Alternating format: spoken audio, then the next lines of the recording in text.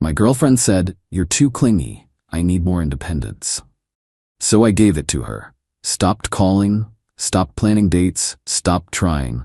3 weeks later, she was crying that I didn't care anymore. I said, "I thought this was what you wanted."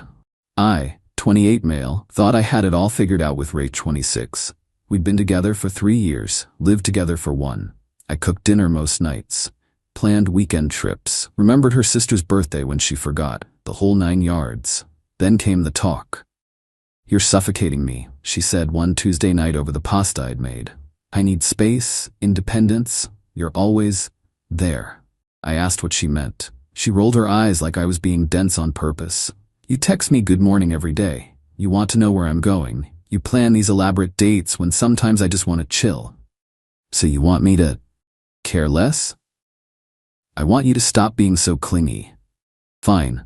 Message received. I stopped texting good morning, stopped asking about her day. When she mentioned wanting to try that new Thai place, I just nodded instead of making reservations.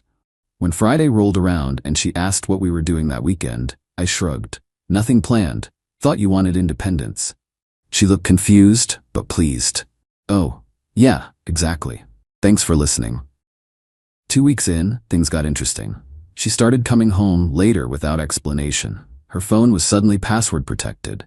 When I walked into the living room while she was texting, she'd quickly flip her phone over. Classic signs, right? But here's the thing. Her demand for space had flipped a switch in my brain. The hurt was there, a low hum beneath the surface, but it was being overridden by a cold, clarifying anger.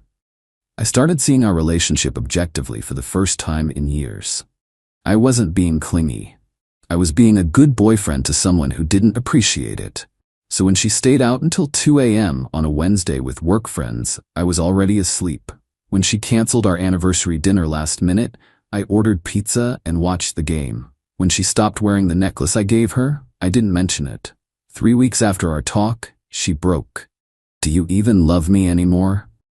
She was crying on our couch, mascara running. "I thought this was what you wanted. I wanted space, not this. You don't care where I go, you don't plan anything, you barely talk to me." "Rachel, I'm doing exactly what you asked." "No, you're being petty." That's when I laughed. Actually laughed. "I'm being petty? You told me I was suffocating you. I gave you space. Now you're mad I'm not suffocating you?" She went quiet. Then, in the smallest voice, "I didn't think you'd actually change." "What?" I wanted to see if you'd fight for me. Prove you cared." I stared at her. 3 years. 3 fucking years, and she was playing games. It was the excuse people give when their real motives are far worse. "Get out." "What?" "Pack a bag and go stay with your sister. We'll talk tomorrow."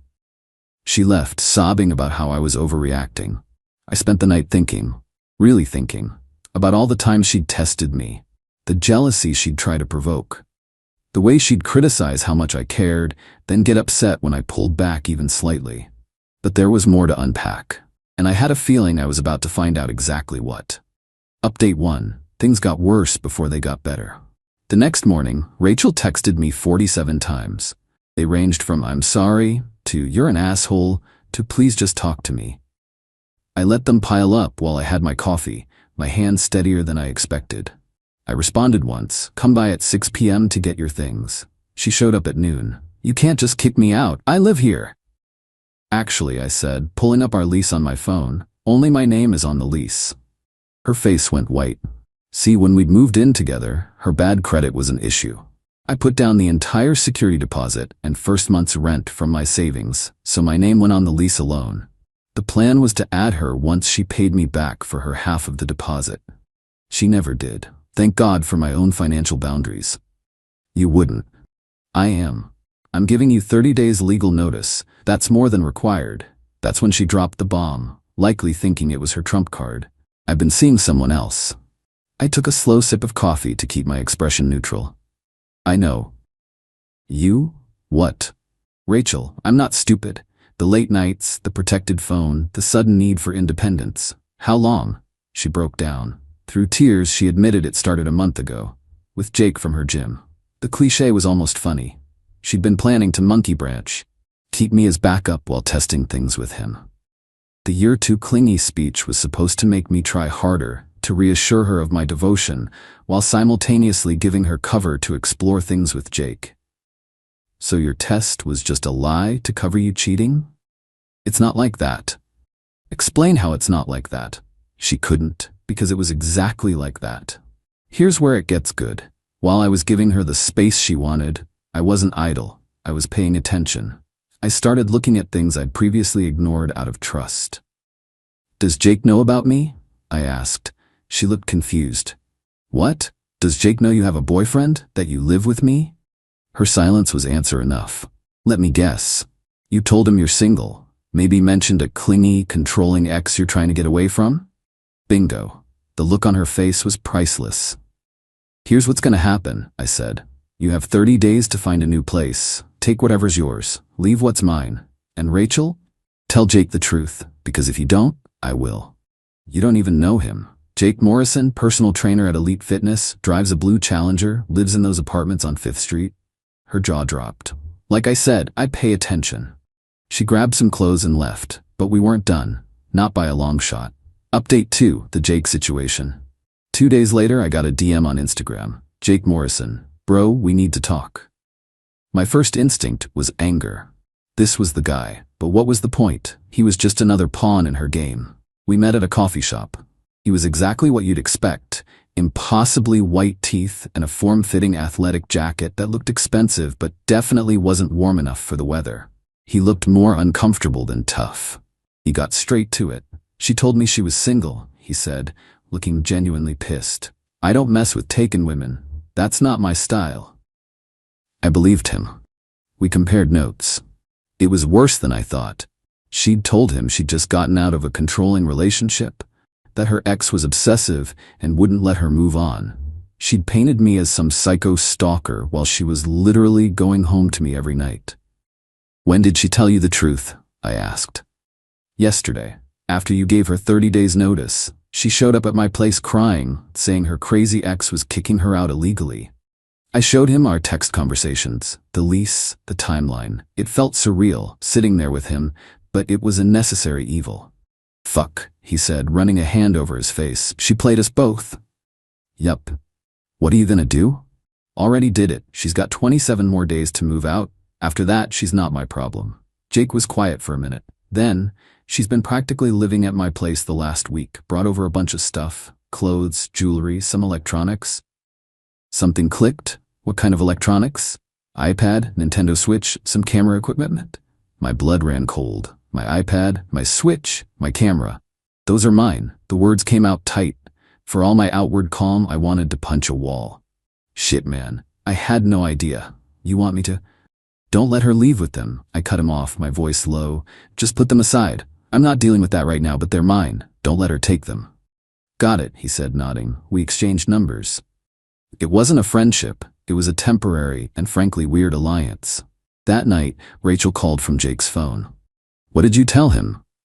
The truth. You should try it sometime. He's barely talking to me. He says you showed him proof I was lying. Because you were lying. I wasn't. It's complicated. It's really not. She hung up. 20 minutes later, Jake texted me. She's packing her stuff, says she's going to stay with her sister. She take my electronics? Tried to. I told her they were staying here until you two figured it out. She wasn't happy. Good man. The next morning, I woke up to something interesting. Rachel's sister Emma had tagged me in a Facebook post. Can someone explain why my sister showed up at 1 a.m. with garbage bags full of clothes talking about 2 different guys ruining her life? Because I'm confused. I didn't respond, but I did screenshot it. Rachel had been texting me all night from her sister's phone. Apparently, Jake had not only kicked her out, but also blocked her on everything. She was begging me to reconsider, saying she'd made a mistake, that she loved me, that she'd do anything. Therapy, I texted back. Individual therapy, not couples. You need to figure out why you do this. So you'll take me back if I go to therapy? No, I'm saying you need therapy regardless. I'm done. What followed was a meltdown. She accused me of being heartless, of planning this, of probably cheating too. The projection was astounding. Of ruining her life, of turning Jake against her. Then came the threat. I'll tell everyone what you did to me. What did I do exactly? You emotionally abused me. You abandoned me when I needed space. You made me feel unloved. I screenshotted that too. Then I did something I'd been thinking about. I made a Facebook post of my own. Not mentioning names, just a simple, funny how asking for space and independence in a relationship suddenly becomes emotional abuse when you give someone exactly what they asked for. Petty? Maybe. Satisfying? Absolutely. The comments were gold. Friends who'd watched me plan dates for 3 years. Who'd heard me stress about making her happy. Who'd seen me bend over backwards for someone who was secretly calling me clingy to justify her own behavior. But the real kicker came from an unexpected source. Update 3. The roommate revelation. Emma messaged me privately 2 days after my post. Your post is making the rounds. Can we talk? There's something you should know. We met for coffee. Emma looked exhausted. This isn't the first time, she said. I saw your post and then her messages. It's the same script. What? Rachel, this isn't her first time doing this. She did the exact same thing to her ex, Marcus. My coffee suddenly tasted bitter. Explain. Emma pulled out her phone, showing me old texts between her and Rachel from 2 years before we'd met. The pattern was identical. Rachel getting bored, finding someone new, creating a conflict to make the guy seem like the bad guy, then playing victim when it all blew up. I tried to warn Marcus, but in a subtle way, Emma said. He didn't get it. I thought maybe with you it would be different. You were so good to her. Why didn't you warn me more directly? She sighed. Would you have listened? And she's my sister. I kept hoping she'd grow out of it, but seeing your post and Jake's name coming up, I realized I was just enabling her. The gym membership Jake works at? I've been paying for it. She told me she needed it for her mental health because you were becoming controlling. I laughed, a sharp, humorless sound. When did I become controlling? Right around when that guy from her work, Ryan, started flirting with her. He got transferred, so she moved on to the next one. It's a cycle. The patterns were all there. I'd just been too in love to see them. She's done this at least 3 times that I know of, Emma said. She finds someone stable, gets bored, creates a narrative where she's the victim, lines up the next guy, then burns everything down when it doesn't go perfectly.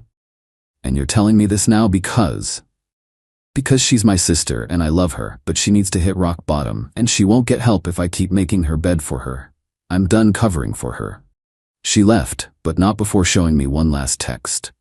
Rachel had sent it that morning. Thanks for nothing. When I'm homeless, it's your fault too. Always someone else's fault. Jake had messaged me too. He'd found out Rachel had been flirting with multiple guys at the gym, telling each one a different story. To one, I was abusive. To another, we were broken up. To a third, we were in an open relationship. Getting tested for STDs tomorrow, he wrote. You should too. Good advice. I made an appointment. That evening, as I was packing Rachel's things in boxes labeled I'm not a monster, I found a journal. I hesitated for a second, but then thought, screw it. It wasn't the master plan of a criminal genius. It was worse. It was pathetic. Page after page about how bored she was, how I was too perfect, and it made her feel bad about herself, how she needed excitement and drama to feel alive. She wasn't orchestrating breakups. She was just writing down her chaotic feelings and justifications after the fact, framing herself as the tragic heroine in a story of her own making. I photographed a few pages, not to share, but for my own sanity, proof that I wasn't crazy. Day 30 came faster than expected. Rachel showed up with a U-Haul and 3 guys I didn't recognize. I had her stuff neatly packed. Jake had dropped off my electronics the day before. The exchange took 10 minutes. No drama, no confrontation. Is that it? She asked as they loaded the last box. What else would there be? I don't know. Anything. Some emotion, something to show you cared. I cared for 3 years, Rachel, I said, my voice even. You just weren't paying attention. She left without another word. Later that night, I got one final text from her number. You'll regret this when you're alone forever. I poured myself a scotch, sat on my wonderfully quiet couch and thought about that. Would I regret choosing peace over her chaos? Would I be alone forever? Maybe. But at least I'd be alone on my own terms.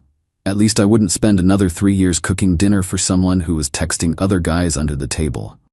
Jake and I still have a weird, occasional text-based rapport. He's dating a nurse who actually likes that. He texts her good morning. Emma checks in sometimes. Rachel is with some new guy and has told him she's never been in a serious relationship. Emma gives it 6 months. Me? I'm good. Better than good. Turns out when you stop pouring all your energy into a black hole, you have a lot left over for yourself. I've been hitting the gym, a different one, cooking elaborate meals just for me, planning trips to places I want to go. My apartment is quieter now. No more drama. No more games. And I learned something.